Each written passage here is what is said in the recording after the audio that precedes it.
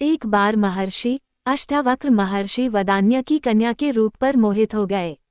उन्होंने उसके पिता के पास जाकर उस कन्या के साथ विवाह करने की इच्छा प्रकट की। तब महर्षि वदान्य ने मुस्कुराते हुए अष्टावक्र से कहा, पुत्र, मैं अवश्य तुम्हारी इच्छा पूरी करूंगा और तुम्हारे साथ ही अपनी कन्या का पाणिग्रहण करूंगा, लेकिन इसके लिए तुम्हें मेरी एक आज्ञा माननी पड़ेगी। अष्टावक्र ने कौतूहल से पूछा, वह क्या महर्षि? महर्षि वदान्य ने कहा, तुम्हें उत्तर दिशा में जाना होगा। अलकापुरी और हिमालय पर्वत के आगे जाने पर तुम्हें कैलाश पर्वत मिलेगा। वहाँ महादेव जी अनेक सिद्धचारण भूत पिशाच गणों के साथ विचरण करते हैं। उस स्थान के पूर्व और उत्तर की ओर 6 ऋतुएं, काल, रात्रि, देवता और मनुष्य आदि महादेव जी की उपासना किया करते हैं। इस स्थान को लांघने के बाद तुम्हें मेघ के समान एक नीला वन मिलेगा। उस स्थान पर एक वृद्धा तपस्विनी रहती है। तुम उसके दर्शन करके लौट आना। मैं उसी क्षण अपनी पुत्री का विवाह तुम्हारे साथ कर दूंगा।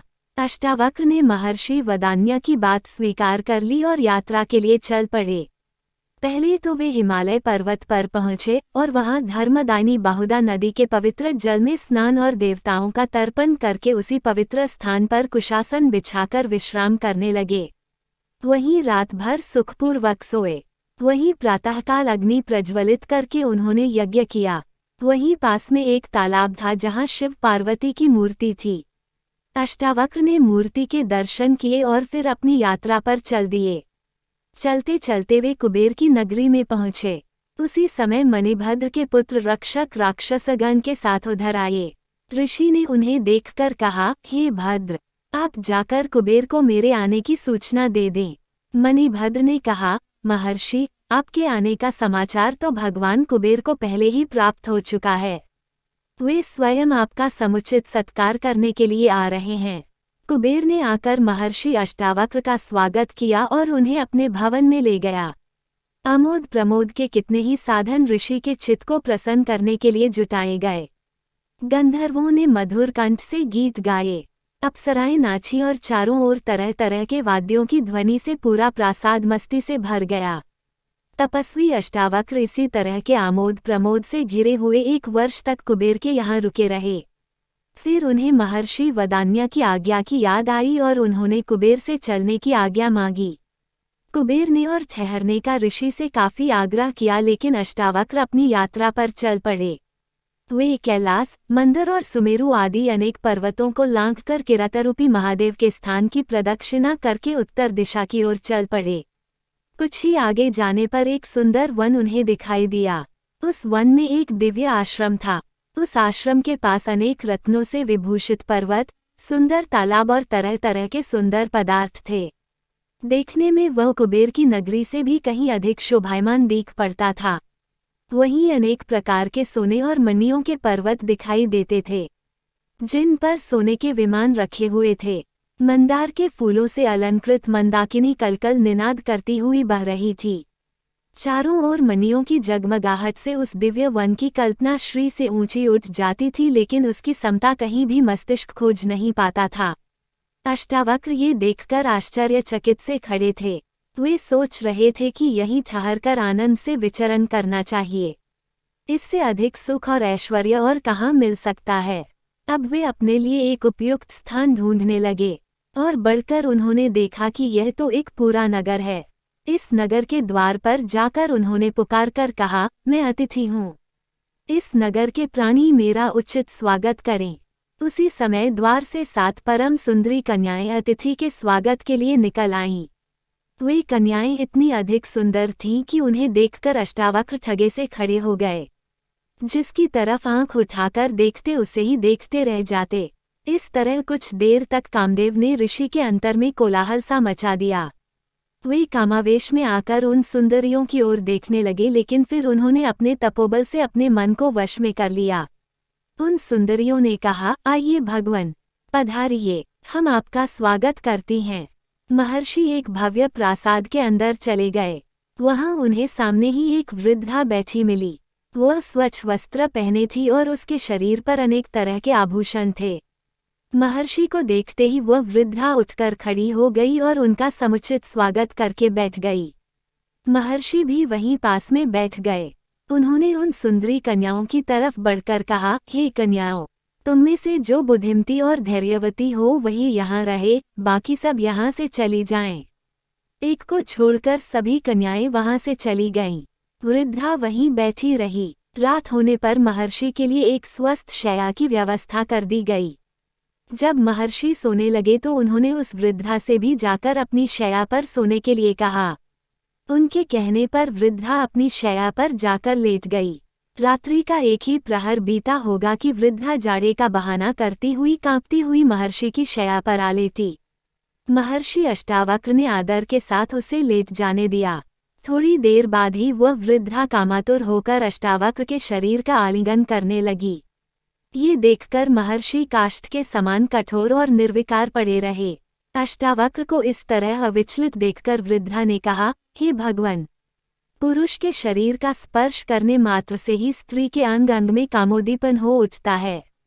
स्त्री उस समय किसी तरह अपने मन को अपने वश में नहीं रख सकती। यही उसका स्वभाव है। इसलिए आपके शरीर से स्पर्श के कारण मैं काम पीड़ा में जल रही हूँ। अब आप मेरे साथ रमन करके मेरी इच्छा को पूर्ण कीजिए। हे ऋषि, मैं जीवन भर आपकी कृतज्ञ रहूंगी।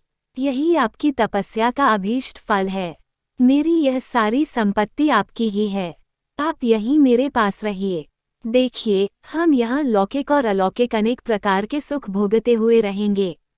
हे नाथ, अब इस तरह मेरा तिरस्कार न कीजिए, क्योंकि इससे मेरी आत्मा को बड़ा कष्ट पहुँचेगा। आप किसी भी तरह मेरी अतृप्त कामना को तृप्त कीजिए।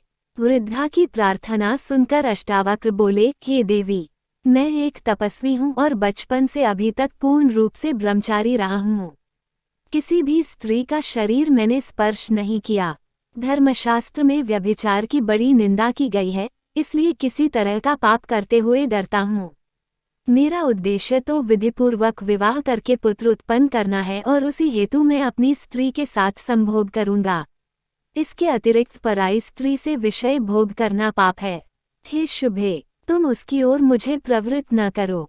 ये सुनकर वृद्धा ने कहा, हे महर्षि, ये तो आप जानते ही हैं कि स्त्रियां स्वभाव से ही कामातुर होती हैं। उनको पुरुष का संसर्ग देवताओं की आराधना से भी कहीं अधिक प्रिय और सुखकर होता है।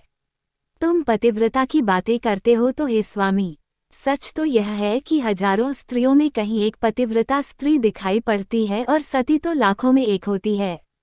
हे भगवान, काम के वश होकर ही स्त्री उल्टा हो जाती है।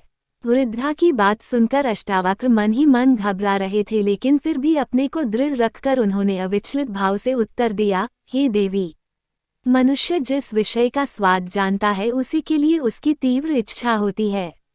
मैं तो विषय भोग जानता ही नहीं, फिर मैं किसी भी हालत में तुम्हारी इच्छा पूरी नहीं कर सकता। इसके अतिरिक्त जो भी आज्ञा दो, मैं करने के लिए तैयार हूँ।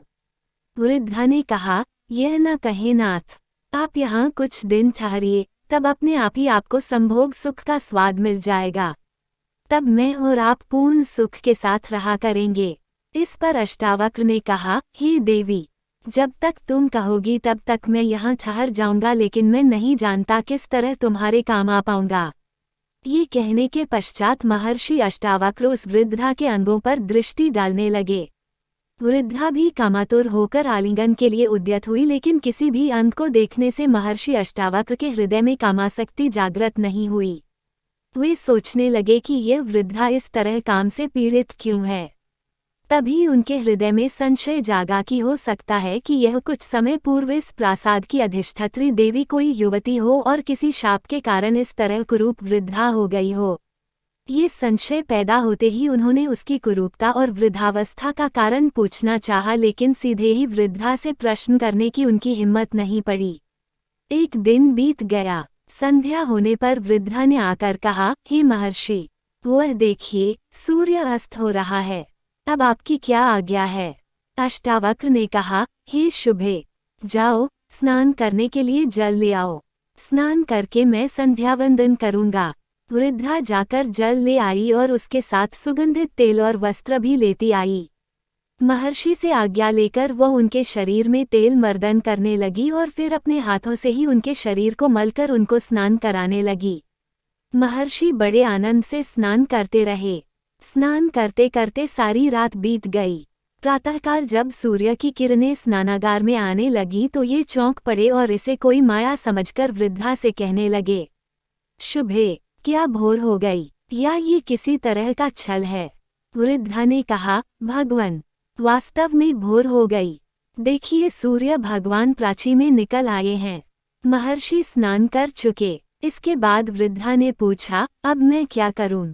अष्टावक्र कुछ भी उत्तर नहीं दे पाए और चिंतामग्न होकर सोचने लगे। इसी बीच उत्तर की प्रतीक्षा न करती हुई वृद्धा उठी और अंदर से एक थाल में सजाकर स्वादिष्ट भोजन ले आई। महर्षि भोजन करने लगे। फिर भोजन करते करते उन्हें पूरा दिन बीत गया। रात्रि आई। वृद्धा ने अलग अलग पलंग बिछवा दिए। महर्षि जाकर अपने पलंग पर लेट गई और कुछ देर बाद उनको नींद आ गई। आधी रात्रि के समय वृद्धा फिर संभोग की इच्छा रखती हुई उनके पलंग पर आ गई। महर्षि सहसा जागकर कहने लगे, हे देवी, तुम व्यर्थ प्रयत्न न करो। परस्त्री के साथ संभोग के लिए मेरा हृदय गवाही नहीं देता। ये कार्य मुझे धर्म विरुद्ध लगता है, इसलिए इसे त्याज्य समझकर मैं इसमें कदापि प्रवृत्त नहीं होऊंगा। इस पर वृद्धा कहने लगी, हे भगवान, आपकी शंका निर्मूल है। मैं स्वाधीन स्त्री हूँ। माता पिता या पति किसी का भी मेरे ऊपर अधिकार नहीं है। मेरे साथ सहवास करने से आपको परस्त्री गमन का दोष क्यों लगेगा? अष्टावक्र वृद्धा के तर्क के सामने परास्त होने लगे। तब सहसा उन्हें याद आया और उन्होंने पूर्ण दृढ़ता के साथ कहा, हे देवी, तुम्हारा ये कहना कि तुम स्वाधीन हो निराधार है। प्रजापति ने कहा है कि स्त्री जाति कभी स्वाधीन नहीं हो सकती। वृद्धा ने कौतूहलवश पूछा, क्यों?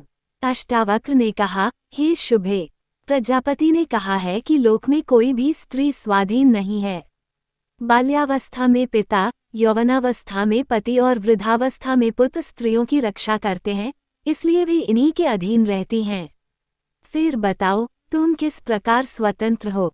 अष्टावक्र के तर्क के साथ किसी तरह न उलझते हुए वृद्धा ने दूसरा पैतरा लेकर कहना प्रारंभ किया, हे देव, मैं इस समय काम से पीड़ित हूँ और आपके साथ संभोग की कामना करती हूँ। कामातुर स्त्री की इच्छा को यदि पुरुष पूर्ण नहीं करता है तो उसे पाप लगता है। वृद्धा के इतना कह देने पर भी अष्टावक्र अडिग रहे और उसी दृढ़ता के साथ कहने लगे, हे शुभे, साधारणतया मनुष्य काम, क्रोध आदि दोषों के वशीभूत होकर इस संसार में कितने ही जघन्य पाप करता है, लेकिन मैंने कठोर संयम से अपने मन को अपने वश में कर लिया है। तुम किसी भी तरह उसको विचलित नहीं कर पाओगी, इसलिए तुम्हारा इस तरह आग्रह करना व्यर्थ है। जाओ, अपने पलंग पर चली जाओ। अब तो वृद्धा को गहरा धक्का लगा, लेकिन फिर भी उसने धैर्य नहीं छोड़ा और फिर वह आशा लेकर अष्टावक्र से बोली, हे महर्षि, यदि आप मुझे परस्त्री समझते हैं और इसी कारण पाप समझकर संभोग करते हुए डरते हैं तो मुझे अपनी स्त्री बना लीजिए। मैं इसके लिए सहर्ष तैयार हूँ। आप विश्वास रखिए, मैं अभी तक कुंवारी हूँ। इससे आपको किसी तरह का पाप नहीं लगेगा और मेरी काम पीड़ा भी शांत हो जाएगी। अब तो अष्टावक्र एक अजीब पसोपेश में पड़ गए। उन्हें कोई उत्तर नहीं सूझ पड़ा। चिंता के भार से उन्होंने अपना सिर नीचे झुका लिया। कुछ ही क्षणों बाद जब उन्होंने कुछ कहने के लिए अपना मुंह ऊपर उठाया और उनकी दृष्टि उस स्त्री पर पड़ी तो महान आश्चर्य के कारण वे सहसा हिल उठे। वह वृद्धा अब एक 16 वर्ष की अत्यंत सुंदरी कन्या का रूप धारण करके सामने बैठी मुस्करा रही थी। अष्टावक्र ने अधीर होकर पूछा, हे देवी, ये तुम्हारा कैसा रूप? मेरी समझ में कुछ भी नहीं आ रहा है कि तुम कौन हो। तुम्हारा रूप देखकर तो अब मेरे रोम रोम में एक मादकता भर गई है और मेरे अंदर कामोदीपन हो उठा है, लेकिन मुझे महर्षि वदान्य की सुंदरी कन्या का भी ध्यान है, जिसके कारण मैं इस कठिन परीक्षा के लिए अपने स्थान से चला हूँ। इसलिए मैं तुम्हारे साथ किसी प्रकार का संसर्ग तो नहीं कर सकता, लेकिन तुम्हारा परिचय प्राप्त करने के लिए अवश्य लालायित हूँ।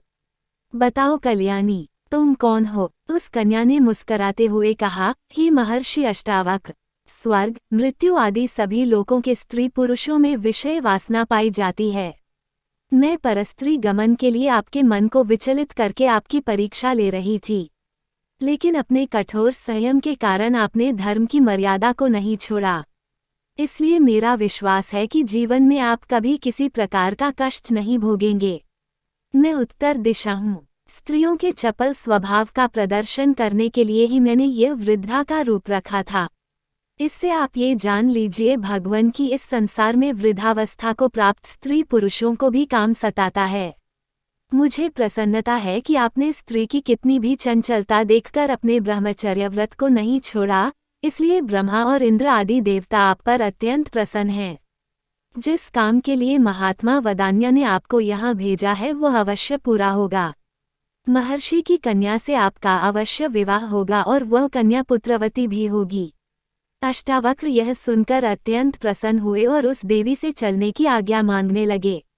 उत्तर दिशा ने आदर के साथ अष्टावक्र को विदा कर दिया। जब वे लौटकर महर्षि वदान्य के पास आए तो उन्होंने उनसे उनकी यात्रा का सारा वृतांत पूछा और फिर अपने मन में पुनर्तः संतुष्ट होते हुए अपनी कन्या का पाणिग्रहण उनके साथ कर दिया।